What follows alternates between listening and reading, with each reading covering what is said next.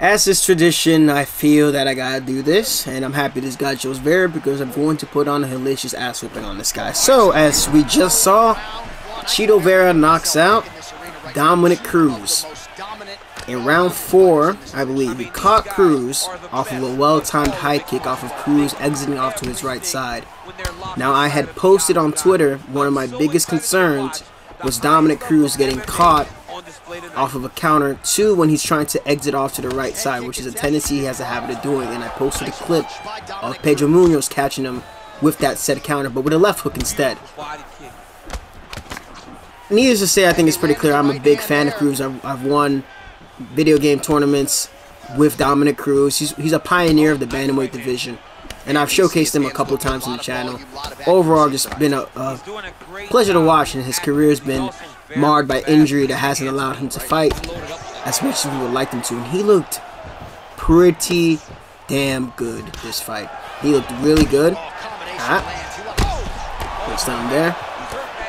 The problem is, and it comes with tape, tendencies are found through film. Now, you can say whatever you like, but the film generally doesn't lie. And if you have a good game plan around your opponent, it allows you to get as much work done as you can. So, what did I feel like Vera's main stance should be southpaw now. He was a southpaw when he first came out in the UFC. Again, called him flying knee once again.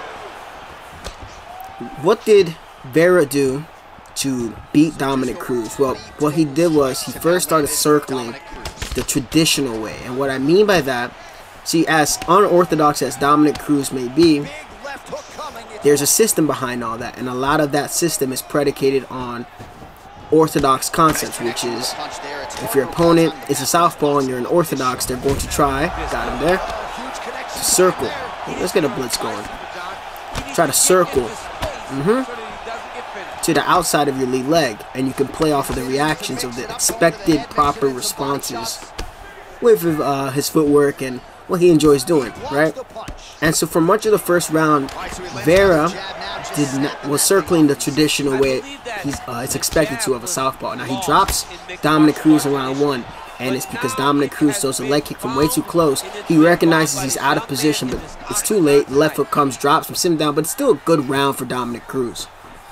Now the second round, I was talking to there's a side kick. I was talking to one of my boys. We're all watching the fight, and I said, alright, I'm starting to see that Chito is circling the opposite of what's intended. And if he's smart, he's going to try to shift into orthodox and land a 1-1-2. Or he might just stick to staying in southpaw and just circle off to his own left, Dominick Cruz's right, and land across down the counter. That's pretty much almost exactly what happened. He makes a very subtle shift, good round, very subtle shift into orthodox as Cruz tries to exit. He cuts him off efficiently. And honestly, that's a footwork buff for Chito. Like I'm saying, that's a footwork buff for Chito. That's very intentional and efficient footwork. I'll say he ends up cutting him off with that stance switch and lands a 1-1-2 down the pipe. He's intercepted Dom's defense, and he sits him down again. Dom, of course, his recovery is nuts. But it is rough to see because I can't. It sucks. It sucks. One of my friends, I guess you all know, he was there for him in the fights. This guy's shooting now. So it must have sucked to see one of his idols, one of his mentors, get knocked out like that in round 4. So hopefully he's okay. Hopefully Dominick Cruz is alright. It's a great win for Chito. I won't pull an ass open on the Chito, right? I was so saddened. I didn't even try to take off the HUD. Like, I'm not even giving a damn about stamina or anything like that.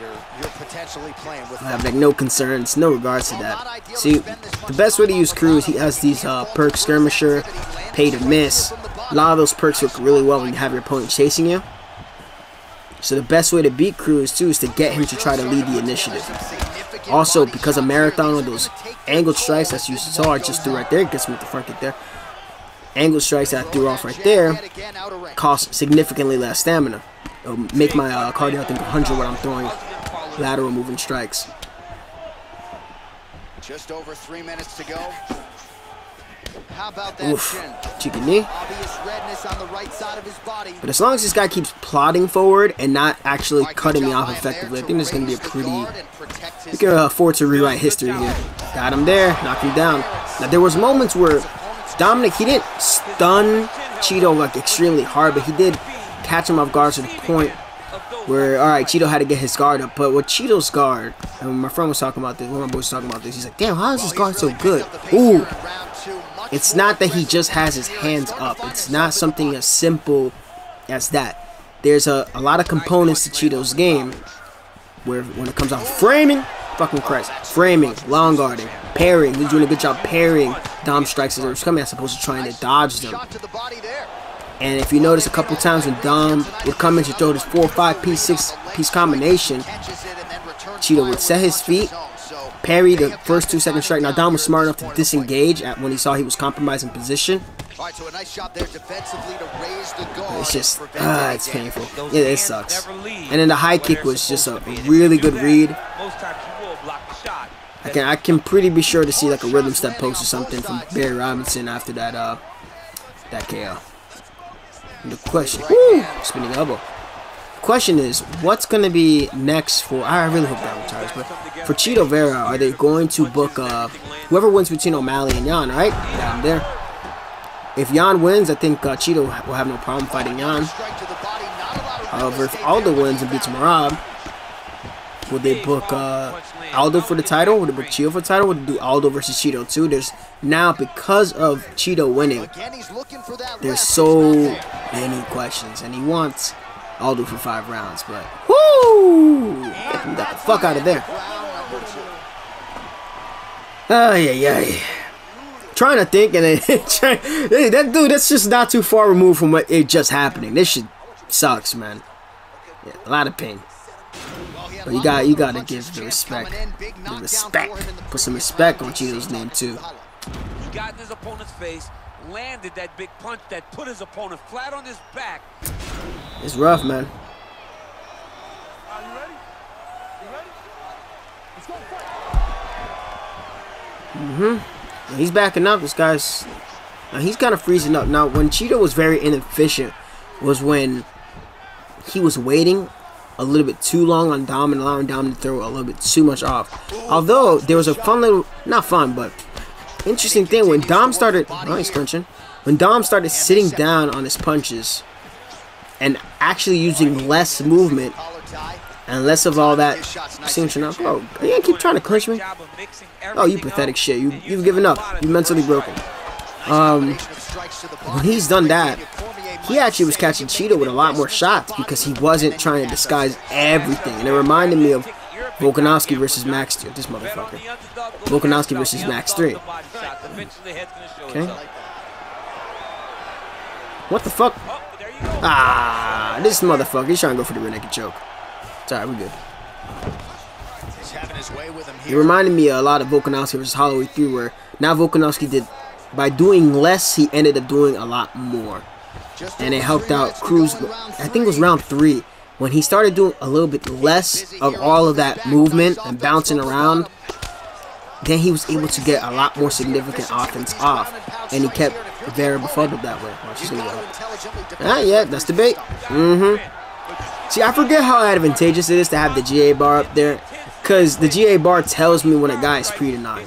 And when a person is pre-denied, what it means is that the bar goes up and you didn't do anything. So for that 1 second or even slightly less in time, you basically have a free transition. I'm not gonna waste my time here.